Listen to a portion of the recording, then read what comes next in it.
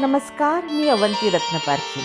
सिबोना holistic healing, मंत्रशक्ती आणि मेडिटेशनमध्ये आपले स्वागत आहे.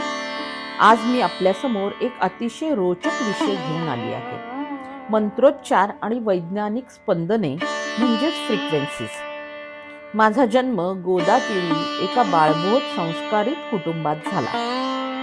सकाळच्या कराग्रे वसते लक्ष्मीपासून ते रात्रीच्या मारुती स्तोत्रापर्यंत घरात नेहमीच मंत्रांचे नाद गुंजत असत. हे फक्त कर्मकांड नव्हतं, ती एक निरोगी आणि संतुलित जीवनशैली होती. मंत्र म्हणजे फक्त शब्द नाहीत, ते ध्वनी ऊर्जेचे प्रवाह आहेत.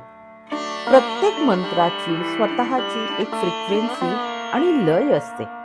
जेव्हा आपण मंत्र उच्चारतो तेव्हा त्या ध्वनी लहरी शरीरात, मनात आणि DNA पर्यंत कंपन निर्माण करतात. या कंपनांचा मेंदूवर आणि पेशींवर अतिशय सकारात्मक परिणाम होतो. डोपामिन वाढतो, ताण कमी होतो, शरीर अधिक निरोगी बनते. आपले वेद म्हणजे प्राचीन ध्वनी विज्ञानाचे ग्रंथालय आहे. ऋग्वेद, यजुर्वेद, सामवेद आणि अथर्ववेद यांनी केवळ धर्म नव्हे तर आयुष्य जगण्याचा शाश्वत मूलमंत्र दिला आहे.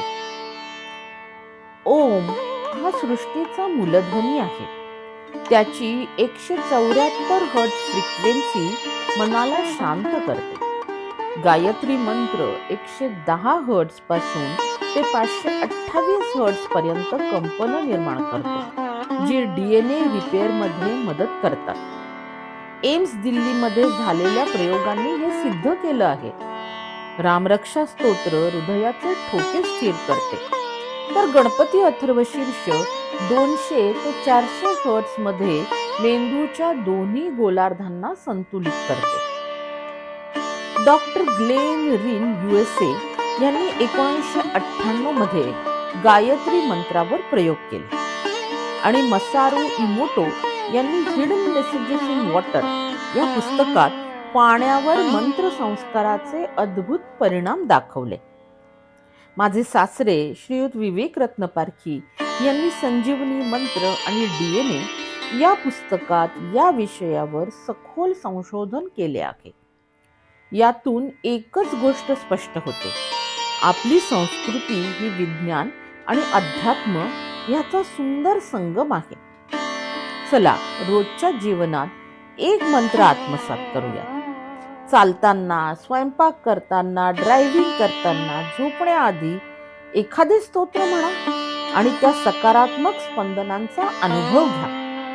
पुढच्या व्हिडिओत मी तुम्हाला सांगणार आहे एक नवीन मंत्र, त्याची कंपने, त्याचा उच्चार प्रत्यक्ष दाखवणार आहे.